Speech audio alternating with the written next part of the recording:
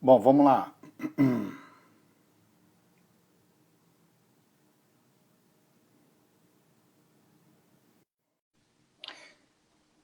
Tudo bem? Então agora vamos tentar de novo, vamos ver como é que está essa conexão. Ah, agora sim. Ah, ô Pedrão, você tá bom?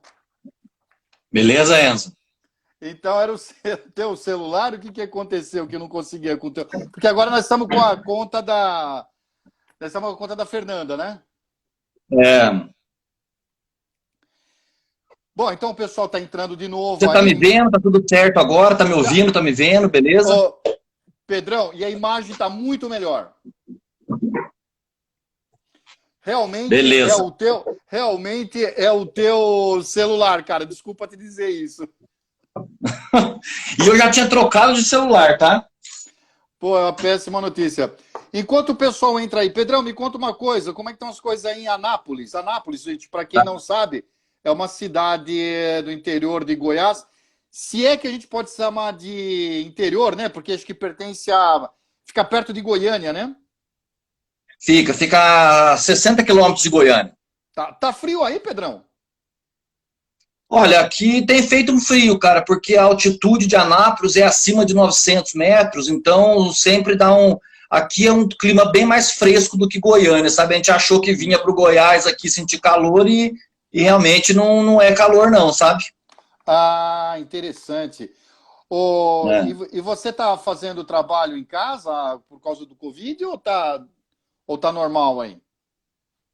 Ô Enzo, o agronegócio, as atividades do agronegócio ficaram definidas como atividades essenciais por causa da produção de alimentos. Então, em nenhum momento os escritórios fecharam, as fábricas fecharam. Em algum momento de pico maior do Covid, a gente se resguardou um pouco e fez home office, mas normalmente a gente tem trabalhado no escritório mesmo. Ah, tá certo. Bom, gente, então vamos lá. A live de hoje é com o meu amigo Pedro, Pedro Augusto Lombardi Ferreira. Aí o, o Pedrão, ele é da nossa querida cidade de Cachoeira Paulista. É Uma isso aí. cidade, não, já passei carnaval lá no Bloco da Raia, etc e tal, mas essas coisas aí ficam para uma outra live. Muito bem. O Pedro, então, ele é engenheiro agronômico. Ele se formou pela Universidade Federal Rural do Rio de Janeiro. E o Pedro, é muito interessante porque o Pedro, ele tem uma pequena propriedade lá em Cachoeira Paulista, ele trabalhou na propriedade dele. Depois ele fez uma carreira muito grande, ficou muito tempo na Fertilizantes Eringer. É essa a pronúncia correta, né? Eringer. É, Fertilizantes Eringer. Eringer, que começou na carreira em Três Corações, né? E depois foi indo gerente comercial, gerente regional, diretor de logística, e ele foi galgando aí em altos cargos dessa empresa. E agora ele mudou de empresa, ele é diretor comercial dos adubos Araguaia, com sede em Anápolis. É isso? Falei certo, Pedrão? É isso mesmo, falou certinho. Foram Muito 21 anos aí de carreira na Eringe e agora estamos na Adubos Araguaia. tá certo. Me conta uma coisa. Parece até que é meio óbvio a resposta, mas por que que você decidiu fazer engenharia agronômica? Aliás, uma curiosidade, eu posso falar agronomia? Sim, Mesma coisa? agronomia é o termo mais usado para engenharia agronômica e é o mais habitual aí, mas é a mesma coisa, são similares, são sinônimos as situações. Me faz e por que que você decidiu fazer agronomia, então? Porque o Kiko, que fizemos uma live com ele, se assistiu, inclusive, que também é da nossa querida Cachoeira Paulista, o Kiko, ele também, porque trabalhava em fazenda do pai e tal, mas ele foi para o ramo de zootecnia. E por que que você quis agronomia? É, meu pai é engenheiro agrônomo, Ah, não né? sabia.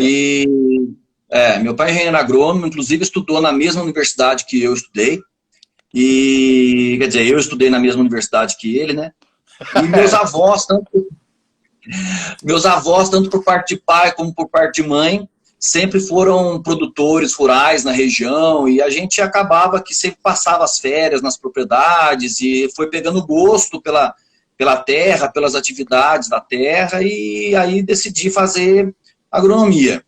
Achei que na época a gente não tinha eu não tinha nem muito conhecimento da zootecnia, né, e entre a opção de veterinária e agronomia, eu me enquadrei mais com agronomia, porque essa parte veterinária, de ter que mexer com bicho e talvez fazer cirurgia, esse tipo de coisa, eu nunca fui muito adepto a essa situação. Então, preferi fazer agronomia.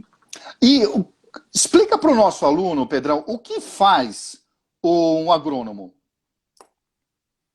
Olha, Enzo, o agrônomo, ele, dentro da produção agrícola, certo? Ele faz de tudo. A agronomia, ela tem um leque muito amplo mesmo, né? Então, você vai desde aí de um estudo bastante aprofundado das características de solo, como também das características climáticas e as características das diferentes culturas, porque cada cultura tem ciclos diferentes, e cada cultura tem as suas particularidades de doença, de nutrição.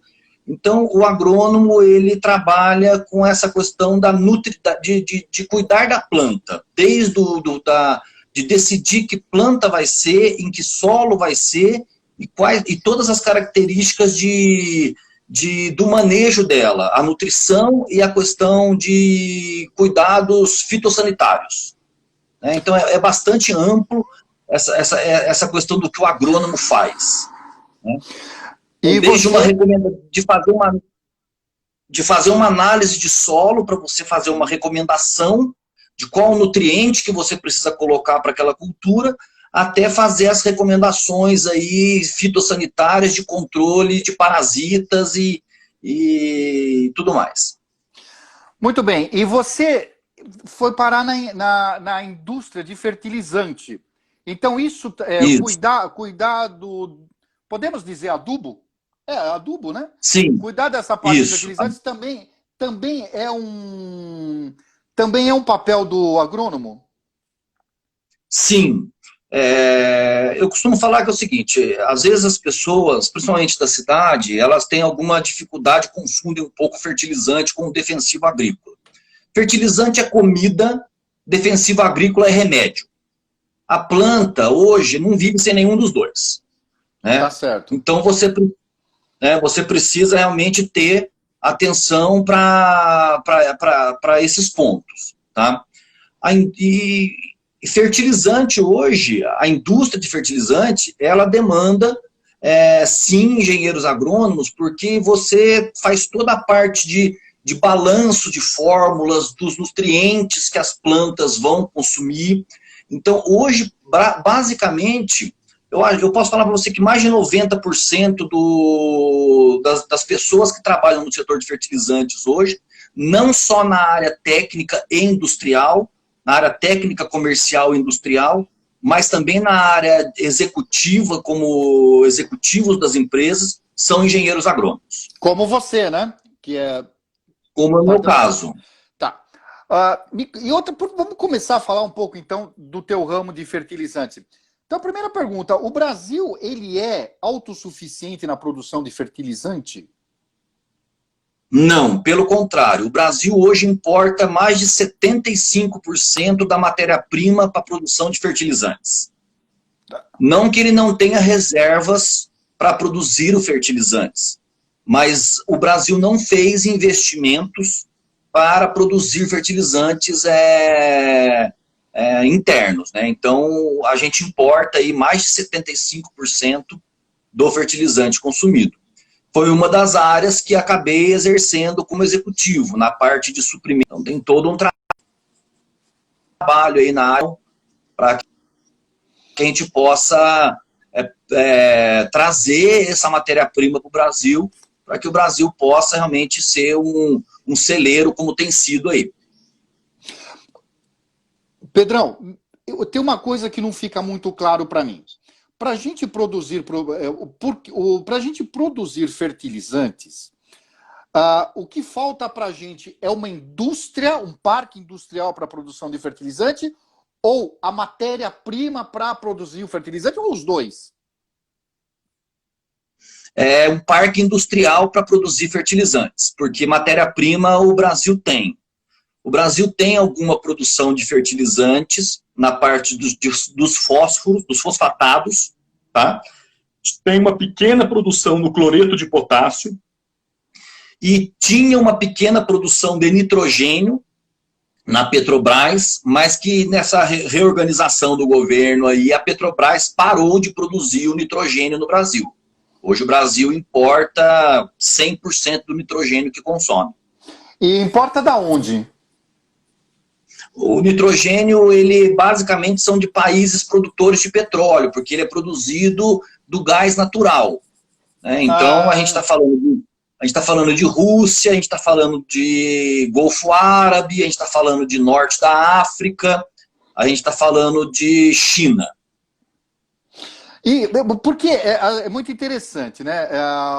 O Brasil ser um dos maiores, se é que não é o maior produtor de alimentos agrícolas do mundo, e a gente tem uma deficiência justamente nessa parte, que deveria ser estratégica, uma indústria de fertilizante no Brasil. Tá certo? Sim. Então vamos lá, fertilizante, a indústria de fertilizante, então é uma das áreas da atuação de um agrônomo. Na parte de defensivos agrícolas, também tem agrônomo trabalhando ou mais a parte de engenheiro químico? Não, a parte técnica e comercial é basicamente engenheiros agrônomos. Tá. E agora, tanto na parte de fertilizantes, defensivos agrícolas. Explica pra gente. Sempre existe a gente vê noticiário, lê em jornal, essa questão que o brasileiro usa defensivo agrícola de modo errado. Isso é verdade? É mito?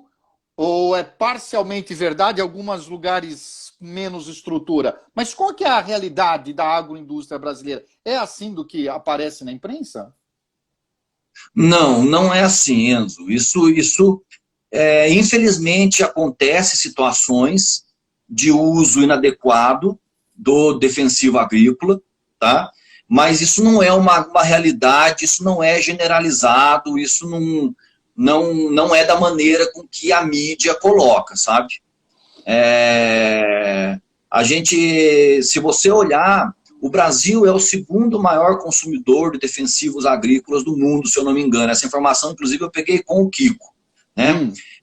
Mas se você olha o uso de defensivo agrícola por hectare, tá? O Japão,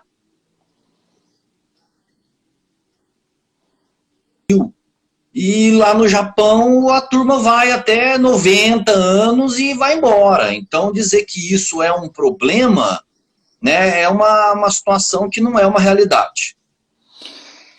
E o Brasil, vamos falar... Falando, tem uma coisa que sempre encaixa: fertilizante, defensivo agrícola e a transgenia. Então, por exemplo, nós somos... Hoje, acho que foi até na live do Kiko, né? Hoje, acho que toda a soja produzida no Brasil é transgênica? Ou você tem essa informação? Grande parte da soja produzida no Brasil é transgênica. Né? Isso trouxe como o Rodrigo falou, isso trouxe uma eficiência operacional, inclusive um cuidado com o meio ambiente muito grande, porque você reduz muito o uso de defensivos agrícolas nas culturas que tem essa transgenia. Uhum. E quando a gente fala de transgenia, de alimentos transgênicos, o Brasil desenvolveu essa tecnologia ou ele compra sementes do exterior de, por exemplo, soja transgênica, ou o Brasil já produz semente transgênica? Ou não tem nada a ver a minha pergunta, porque de onde que vem a semente transgênica? É de empresas brasileiras ou o Brasil importa? Não, normalmente são multinacionais que têm as patentes desse material, né? Inclusive, as empresas de distribuição no Brasil pagam royalties para essas empresas que detêm essas patentes. Então, assim, existe produção interna, sim, mas ela sempre é controlada e monitorada e existe royalties que são pagos para essas empresas que detêm essa tecnologia, sabe, Enzo? Isso é uma coisa bastante... depois de um tempo, até a patente cai, isso acontece com defensivos agrícolas também, menos em fertilizantes, tá? Mas é um processo que não é nacional, não é prata da casa brasileira, entendeu? Entendi. E o Brasil é um grande... qual é o ranking do brasileiro de produtor de soja no mundo? É o primeiro ou o segundo? Porque os Estados Unidos também é um grande produtor, né? É um grande produtor e os dois estão muito próximos, Tá. né? Em torno aí de 120 milhões de toneladas. Os Estados Unidos, o USDA divulgou um relatório há algumas semanas dizendo que os Estados Unidos talvez atingisse 120 milhões de toneladas de soja. Então, assim, na soja, o Brasil e os Estados Unidos estão muito próximos aí de serem primeiro e segundo grandes produtores. Tá? Talvez o Brasil seja o maior exportador de soja. Eu acho que sim. O Brasil é o maior exportador de soja, é o maior exportador de açúcar, é o maior exportador de suco de laranja, acho que é o segundo maior exportador de carne bovina. Então, tem um volume bastante expressivo, uma representatividade muito grande na exportação de alimentos. Tá? Então, você tocou num assunto interessante do agronegócio, de geral. Você falou carne e falou vários setores aí. E quando, para o nosso aluno, que ele vai fazer agronomia, essa parte de produção de alimento, onde está a nossa agronomia, o grosso da nossa agroindústria, ela está na região de que você está. Goiás, Mato Grosso, no centro-oeste, certo? É a região que tem o maior volume e a que mais cresce por ainda ter área a crescer, certo? Mas ela é muito forte também no sul do país, tá? É verdade. Rio Grande do Sul, Paraná. Paraná, Santa Catarina, apesar de ser um estado muito pequeno, é muito forte. O próprio São Paulo, né? O São Paulo é líder em produção de etanol e açúcar, né? Então, Minas Gerais, tanto no grãos como no café, né? E ela realmente a fronteira agrícola hoje é o norte do Mato Grosso, sentido Pará, sentido Rondônia, sentido Tocantins acima e também algumas regiões do Nordeste. Agora, você falou uma coisa interessante aí, que é fronteira agrícola. Se a gente comparar o Brasil com os Estados Unidos na produção de alimento, quem tem maior produtividade por hectare? Ainda é os Estados Unidos. Em soja, não. Em soja, os níveis de produtividade estão muito semelhantes. Talvez o Brasil até já tenha ultrapassado os Estados Unidos, mas em milho, os Estados Unidos ainda tem uma produção bem acima do que o Brasil. Deu uma travada. Milho para chegar na produtividade média dos norte-americanos. A minha pergunta é para fazer um link com uma segunda aqui, porque o que tem uma coisa que tem muito a ver com produtividade no campo e traz uma certa preocupação para a gente, quando eu digo, pessoas leigas, que nós estamos fora da área, né? De desmatamento. Então a gente ouve muita notícia do desmatamento na Amazônia por causa de plantação, de gado, etc. É necessário nós desmatarmos para aumentarmos a nossa produção, Pedro? Não é necessário, Enzo. Inclusive, se a gente olhar as curvas de área plantada, uso de fertilizante ou de tecnologia na produção agrícola e aumento de produtividade, você vê o aumento de produtividade crescendo, muito linkado com o uso de tecnologias, mas a área plantada, ela está, se você pega os últimos 20, 30 anos, ela praticamente não tem mudança significativa. O uso de tecnologia, ele ajuda a preservar a natureza. Hoje, o Brasil, ele tem 9% do seu território nacional só usado para a agricultura, né? Então, quando você olha, por exemplo, as áreas de pastagem, nós temos mais de 170 milhões de hectares de pastagem.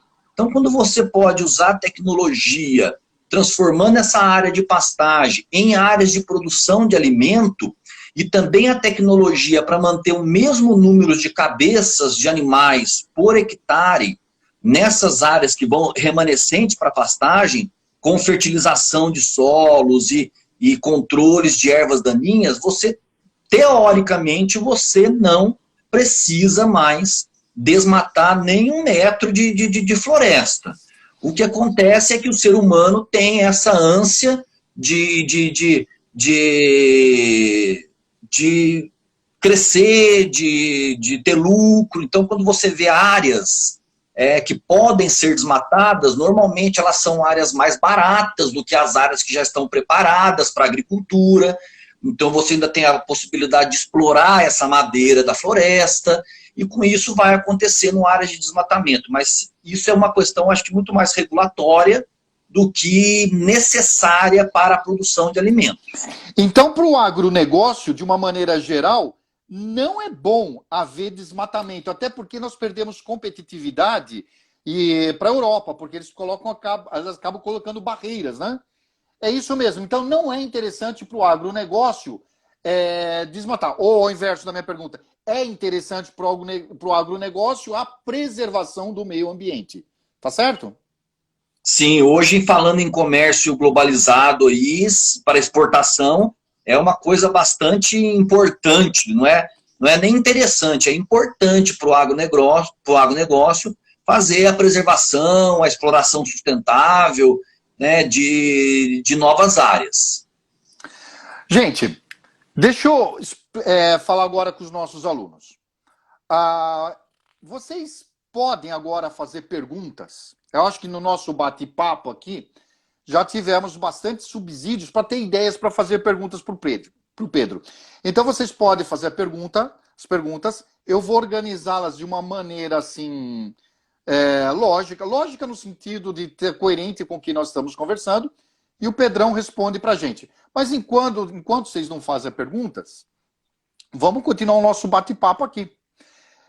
Pedrão, o Brasil existe a famosa safrinha. O que é isso aí exatamente? A safrinha é uma segunda safra, tá? E que começou como safrinha e hoje virou um safrão, né? Dá um exemplo então, assim, pra gente, só para... por exemplo, vamos pegar a região centro-oeste. A primeira safra é feita com o início das chuvas agora em setembro. O vazio sanitário, ele abre dia 15 de setembro para o início dos plantios de soja, tá? Uhum. Então, essa área plantada 15 de setembro, ela vai ser colhida lá, dependendo da variedade que for usada, se for uma soja precoce ou uma soja de precocidade mediana, ela vai ser colhida lá em final de dezembro, início de janeiro, durante o janeiro, e após a colheita dessa soja, entra-se o plantio do milho, tá? Que é plantado em fevereiro e março, e vai ser colhido agora, foi colhido agora, a gente está com 85% da safrinha colhida, que é colhida agora em julho e agosto. Tá? Então é uma segunda safra. Tem algumas regiões do Brasil que você usa culturas de ciclo mais curto, que em culturas irrigadas, embaixo de pivô principalmente, se consegue fazer inclusive 3 safras agrícolas. Né? Pô, e os Estados Unidos conseguem fazer isso? Eu acho que nenhum outro lugar do mundo consegue fazer isso, Enzo. Então o Brasil tem um poderio agrícola muito grande em relação a essa capacidade de produção, sabe? Mesmo com todos os nossos gargalos logísticos, de você escoar essa produção do centro do país aqui, para os portos ou para os grandes centros de consumo, o Brasil ainda é muito competitivo aí, tanto é que vira e mexe aí, está tendo algumas sanções a alguns produtos agrícolas brasileiros aí, que precisam ser discutidos aí no âmbito de políticas globais aí, sabe? Muito bem, aqui tem uma pergunta do nosso aluno Eric. O Eric pergunta, qual que é a diferença entre engenharia florestal e engenharia e agronomia? A engenharia, assim, eu não tenho muito detalhe disso, mas a engenharia florestal, ela está mais focada na produção de florestas comerciais, certo? Que o Brasil também é um grande produtor de celulose, né? Até por questões É do nosso verdade. clima, você colhe uma árvore de eucalipto hoje com 5, 6 anos, dependendo do clone de eucalipto que você planta. Então, assim, o engenheiro florestal, ele está mais focado para essa realidade de produção de florestas, seja para celulose ou para madeira, né, para a indústria moveleira. Então, assim, a mesma característica que o agrônomo tem para cuidar de lavouras, o engenheiro florestal, acredito ter um foco maior na produção de florestas, né? Seja para a produção de madeiras de lei, hoje existem muitas madeiras aí que tem valor comercial muito grande, né, como o próprio eucalipto, que é a floresta mais plantada hoje por causa da celulose. Pedro, onde você estuda na universidade? Só para, viu? Vamos dar mais uma força pro Eric aqui. Na Universidade Federal Rural do Rio de Janeiro, tem agronomia, certo? Também tem engenharia florestal? Você tem essa informação? Sim, tem engenharia florestal. Tá. Agora, no estado de São Paulo, ainda vindo na esteira da pergunta do Eric, no estado de São Paulo, você sabe quais são as principais faculdades de agronomia? Tem, acho que, a Exalc, né? Exalc, Unesp e tem algumas universidades particulares também que tem crescido bastante as faculdades de agronomia, sabe, Enzo? Tá. Como o agro é pop agora, que a gente vê na televisão, né? Agro é tech, agro é pop. Então, realmente a demanda por profissionais nessa área tem crescido. Inclusive, a agronomia, na minha época, era só curso integral. Hoje já tem curso noturno de agronomia, né? Olha só. Para as pessoas que, muitas vezes, eu mesmo tenho uma funcionária que trabalha comigo, que ela trabalha durante o dia e à noite faz agronomia. Então, assim, ela já está trabalhando numa empresa do agronegócio e cursando agronomia à noite para poder ter uma oportunidade na empresa no futuro. Então, tem bastante opção aí de agronomia aí. Muito bem. As universidades do Sul são muito boas também, né? Hoje, a agronomia, de maneira geral, as universidades têm evoluído muito. O Kiko se formou em Lavras, né? Se não me engano. E Lavras. Lavras já é sul de Minas, né? Lavras é sul de Minas. Tem agronomia também. É muito antiga a faculdade de agronomia de lá, como a do Rio de Janeiro, como são as de São Paulo. Muito bem. O Vini faz uma pergunta aqui. Falando como um agrônomo em formação. Aliás, o Vini, você estuda na Exalc, né? O Vini, ele é aluno, você está acho que no 8º semestre da Exalc, né, Vini? Se eu não me engano, responde aí para mim. Aliás, eu queria agradecer. O Vini foi nosso aluno e ele é um estudante na Exalc que veio prestigiar aqui a nossa live. Exatamente, Vini. Vamos lá. Falando como um agrônomo em formação, tá?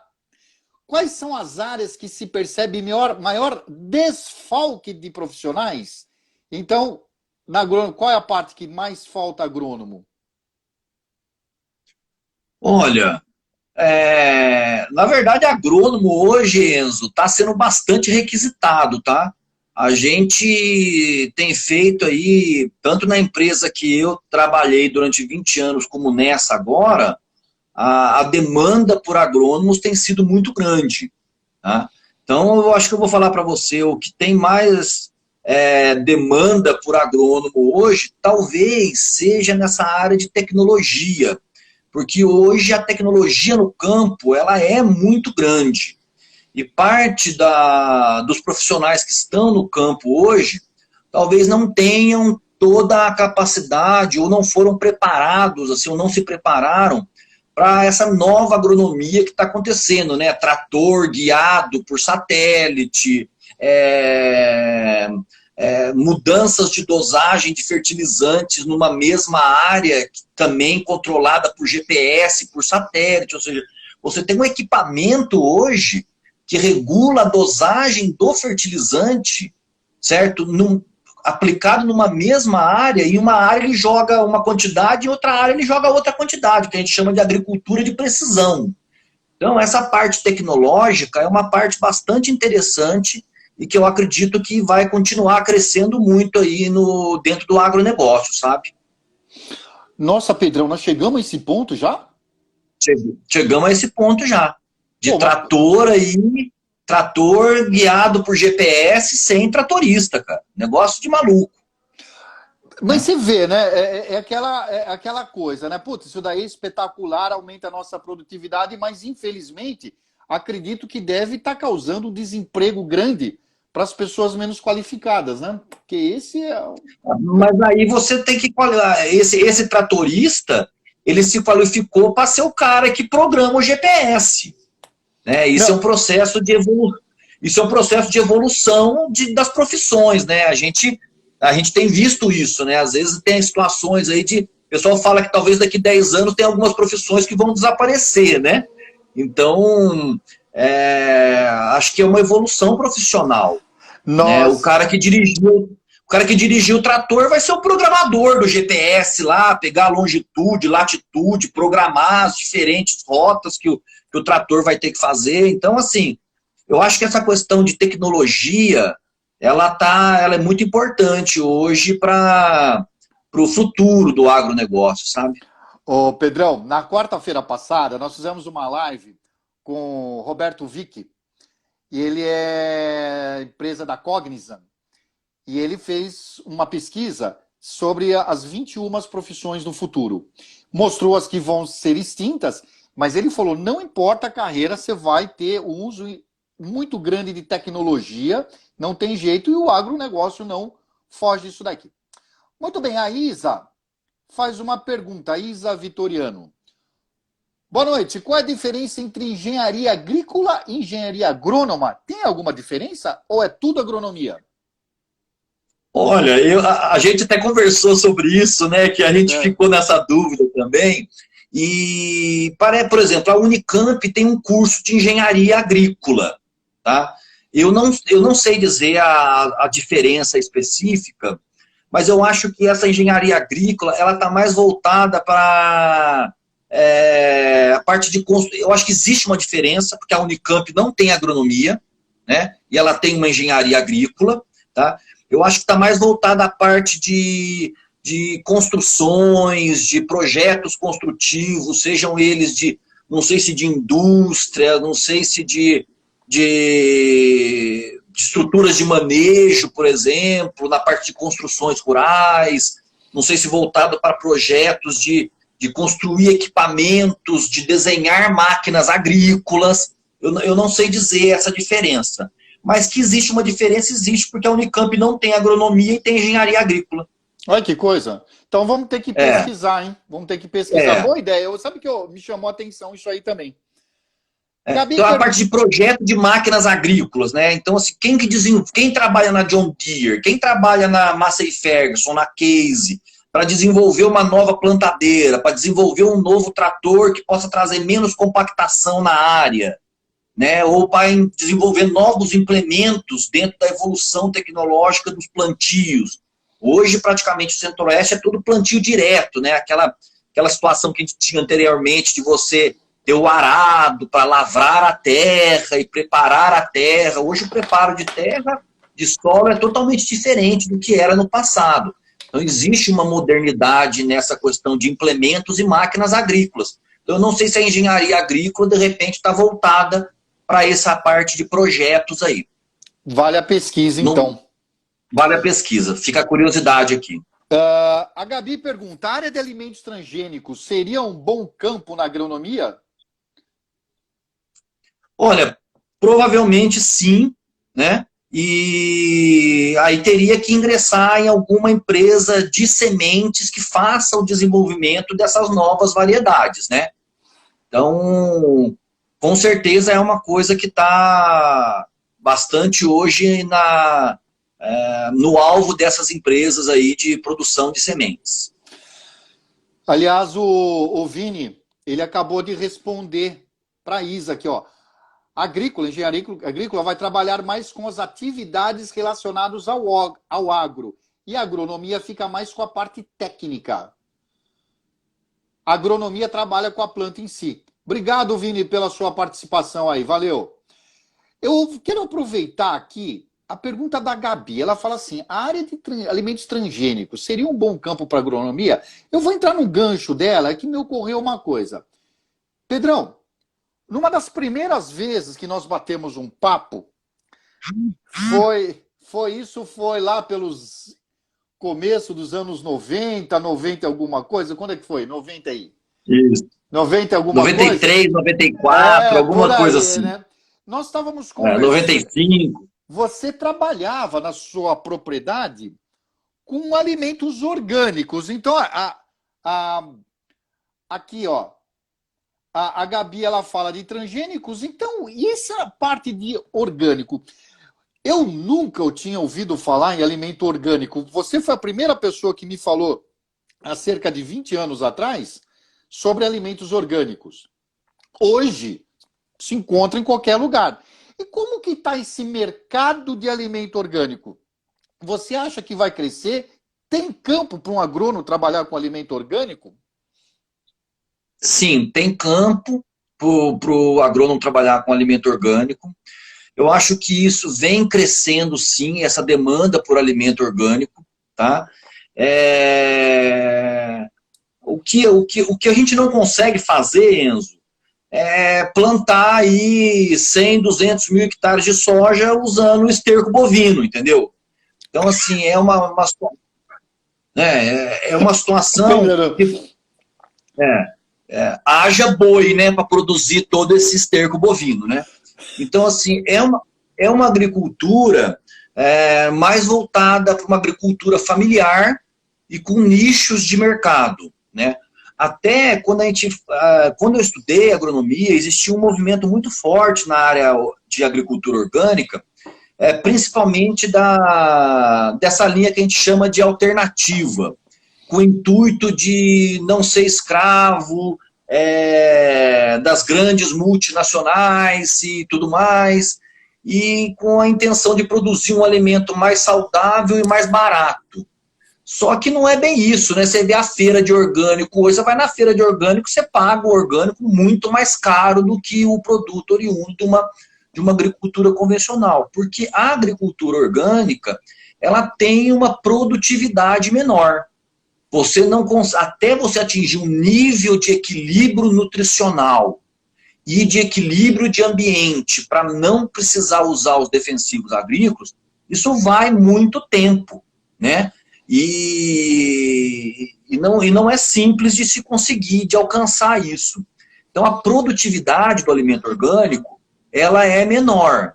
E então, se você produz menos, é um produto que acaba sendo mais caro. Como é um nicho de consumo, quem compra produto orgânico hoje não é a pessoa que é assalariada, é a pessoa que é bem mais avantajada na questão financeira. É mais caro. Mas é um nicho de mercado interessante, mas é um nicho de mercado, né? Tende a crescer, vem crescendo, tá? Precisa de bastante estudo fisiológico, um conhecimento bastante detalhado de fisiologia vegetal, de química de solo, e para buscar as alternativas. Mas hoje, por exemplo, a gente vê açúcar orgânico, né? Então, assim, tem usinas hoje que tem áreas de cana orgânica, né? Em áreas grandes, extensivas. Né? Mas a cana, teoricamente, é uma cultura um pouco mais fácil de se conduzir nessa linha aí de nutrição e de defensivos agrícolas. Agora, isso me lembrou que não só tem açúcar orgânico, como um dia desse eu degustei uma cachaça orgânica. Oriunda da cana orgânica, isso aí. Exatamente, mas o efeito colateral é o mesmo, viu? Deixa bêbado do mesmo jeito depois do quarto copo. Né? Só que você fica um bêbado orgânico, entendeu? É por aí. Tá. A Isadora tá sempre assim. Isadora, você assistiu todas as nossas lives. Ela pergunta se vale a pena a compra de produtos orgânicos. Em termos de custo, acho que não. Mas em termos, aí uma pergunta legal, né, o Pedrão? em termos de bem-estar nutricional, diferencia muito? Vamos dar um exemplo. Uma cenoura orgânica e uma cenoura não orgânica. Qual é a diferença real? Olha, Enzo, eu vou ser muito franco com você, na minha opinião, em relação a isso. Eu já observei uma diferença bastante significativa no sabor. No sabor. O sabor do produto é diferente. Você comer um tomate orgânico, que é super difícil de produzir, você quase que come o tomate como se fosse um fruto mesmo. Chega a ser até meio doce. Tá? Então a gente tem uma observação no sabor do alimento. Agora, na questão da saúde, a fisiologia humana ela é diferente de cada um, entendeu? Então, assim, tem gente que começou a fumar com 15 anos e vai morrer com 90 e não teve câncer de pulmão.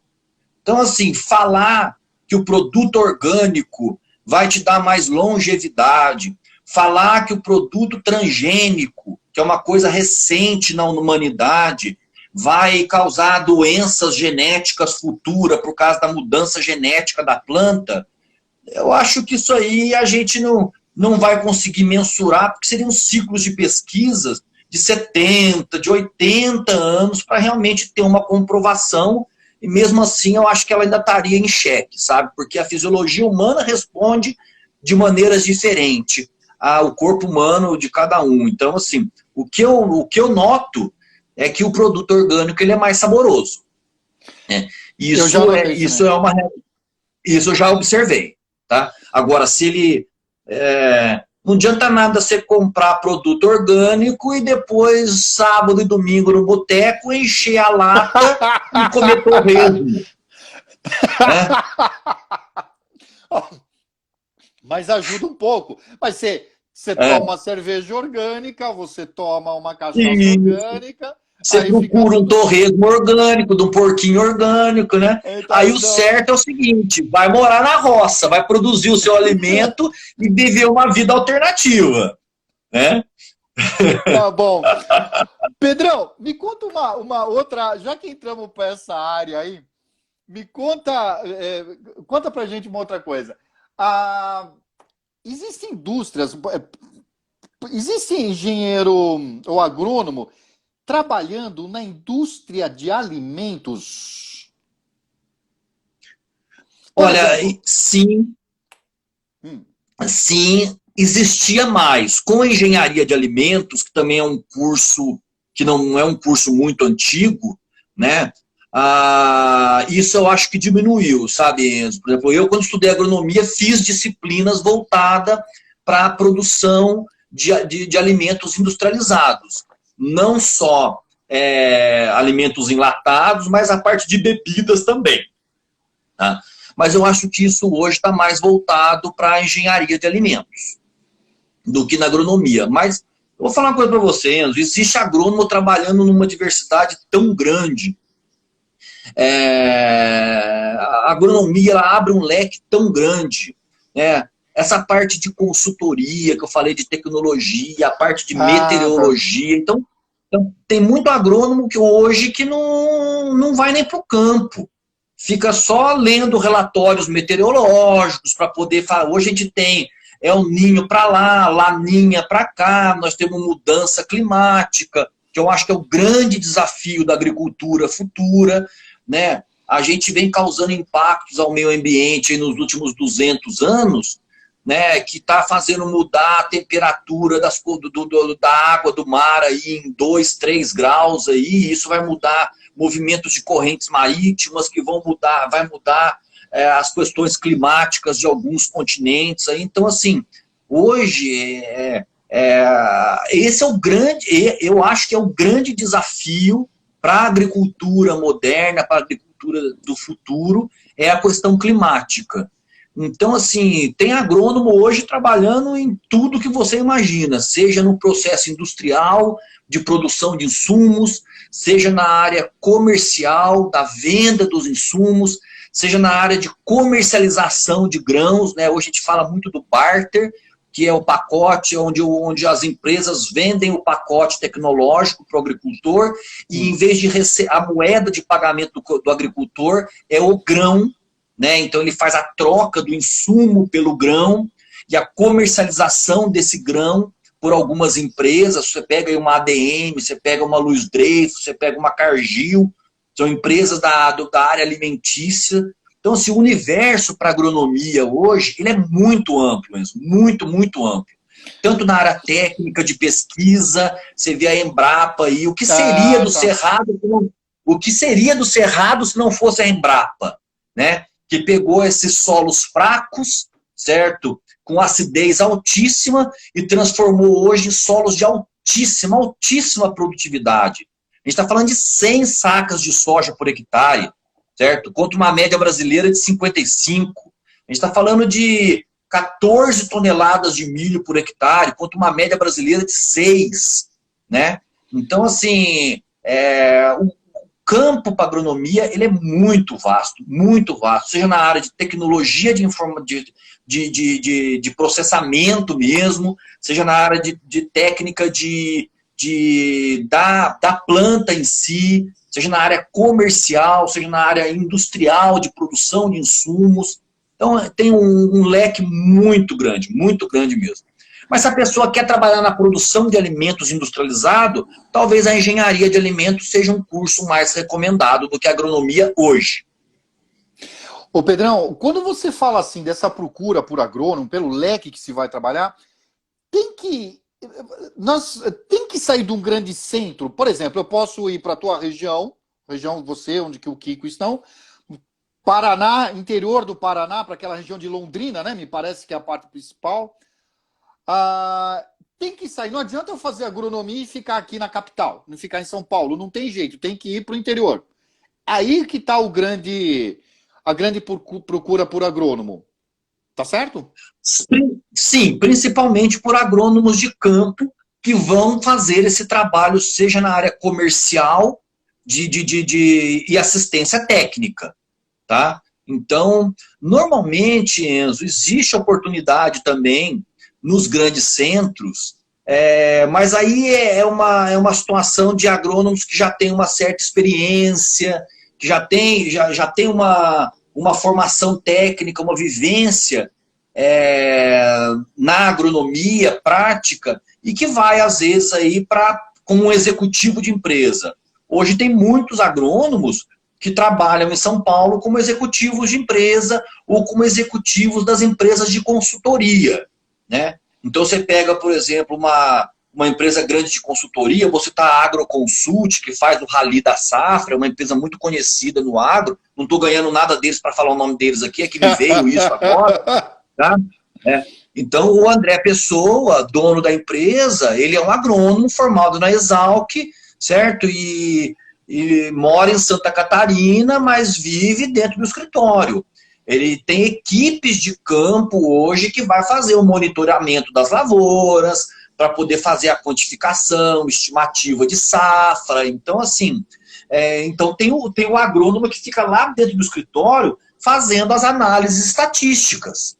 É ideal para uma empresa de consultoria que o cara que vai fazer a análise estatística tenha um conhecimento fundamentado na agronomia, que não seja que não seja simplesmente um matemático, para entender o que ele está fazendo. Então, assim, como eu falei, a amplitude da agronomia é muito grande. Agora, quem vai fazer agronomia porque gosta do campo, porque quer estar lá produzindo alimento, dando assessoria, fazendo assistência técnica, trabalhando na área comercial de insumos, realmente aí tem que buscar os grandes centros produtores, né? E hoje a gente fala de Centro-Oeste, mas assim, se o cara se especializou em cana-de-açúcar, hoje nós estamos falando de São Paulo, do Triângulo Mineiro, do Sudoeste goiano, né? Você está falando em café, você está falando do sul, está falando de Minas Gerais, né? Você está falando de soja e milho, você está falando do Centro-Oeste, né? Talvez alguma coisa no Paraná, no Rio Grande do Sul, né? Mas aonde produz. Por quê? O Brasil também é um grande produtor de frutas, né? E onde que fica a região produtora de fruta? Nós não citamos aqui a produção. Tem no Nordeste? A produção de fruta hoje ela é bastante pulverizada, tá? A gente tem hoje o clima do Nordeste, as características de clima do Nordeste são muito favoráveis à produção de fruta, principalmente com a tecnologia de irrigação, que é o grande problema do Nordeste.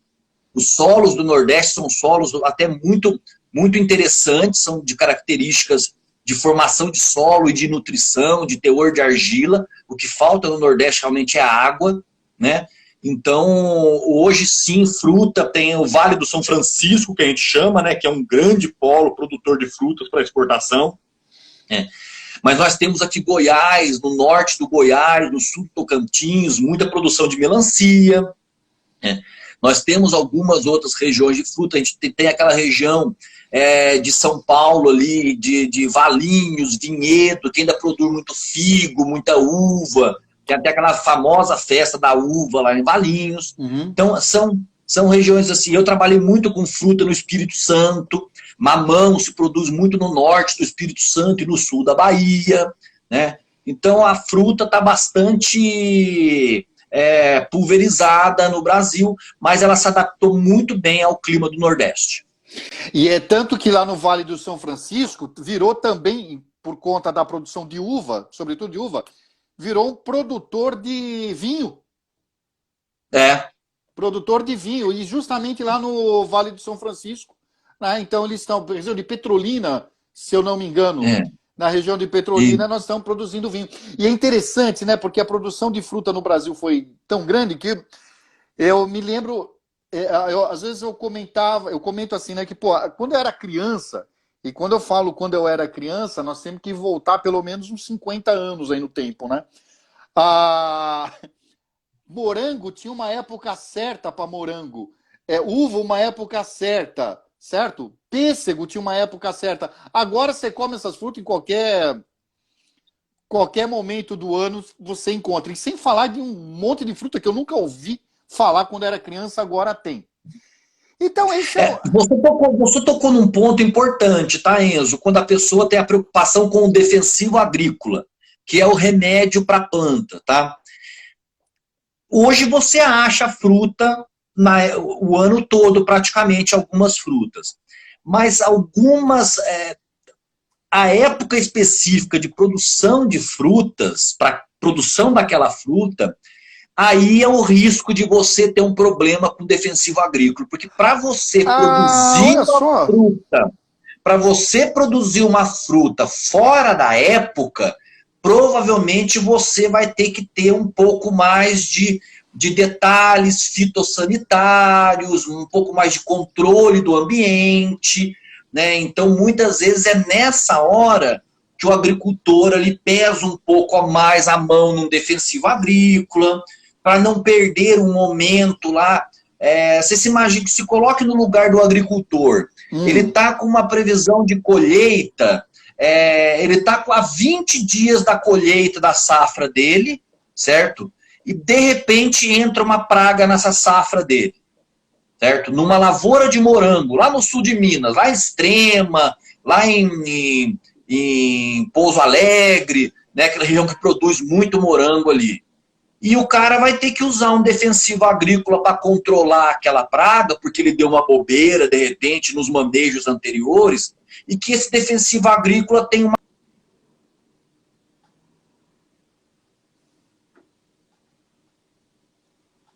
Pedrão?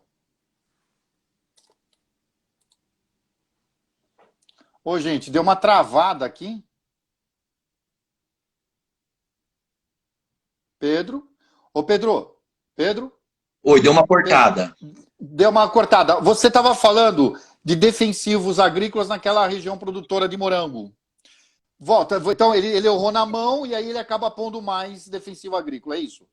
Às vezes, por ser uma situação fora de época, que ele tomou um risco ali, porque o preço da fruta fica melhor, aí ele pode entrar alguma praga, certo?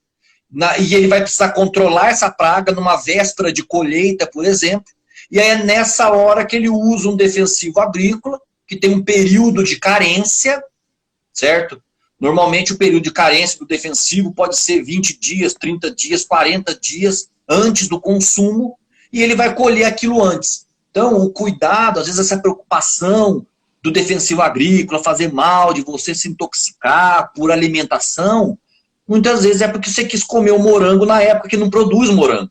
E aí você foi comprar um morango lá e aquele morango lá estava com resíduo de defensivo agrícola. Então, esse tipo de informação é importante para poder... Travou de novo.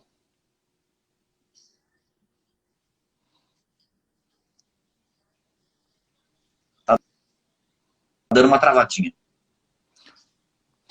Pedrão, por incrível que pareça, nós já estamos há 1 hora conversando aqui.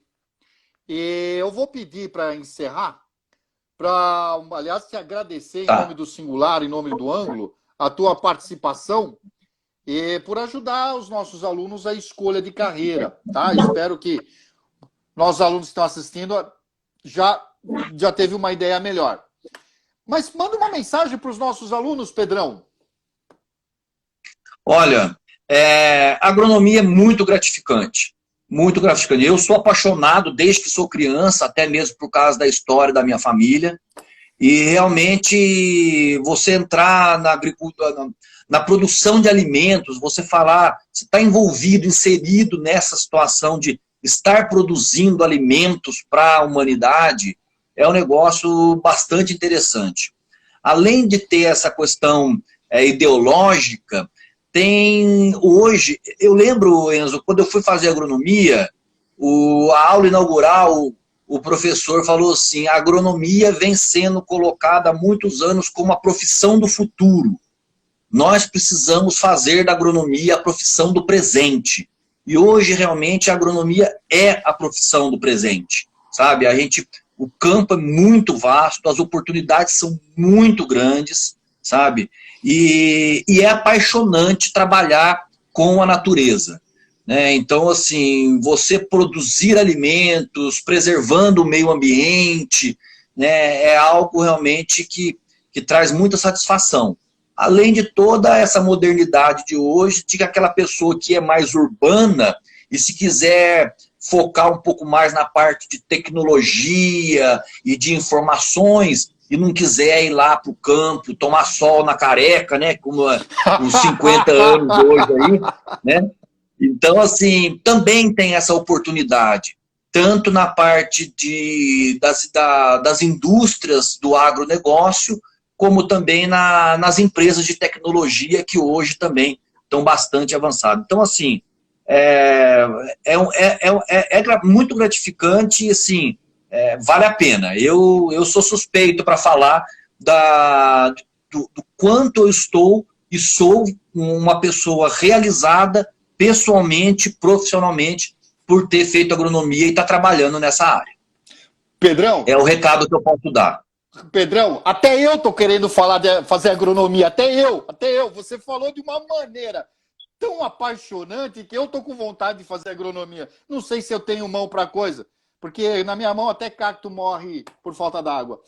Bom, Pedrão, mais uma vez, muito obrigado. Gente, essa live vai estar salva. Obrigado a você pela oportunidade. Pedrão, não vejo a hora da gente tomar uma cerveja junto, como nos velhos tempos. Na quarta-feira, na quinta-feira é live com o Renatão. Conhece esse senhor? Ah, conheço, e muito. Ó, a Suzana aqui já tá Tamo junto lá. Ó, a Suzana. Beleza. Quinta-feira também. Beleza. Obrigadão. Falou, boa Beijo, noite. Tchau, tudo aí. gente. Obrigado, gente. Abraço. Tchau, tchau. Tchau, tchau.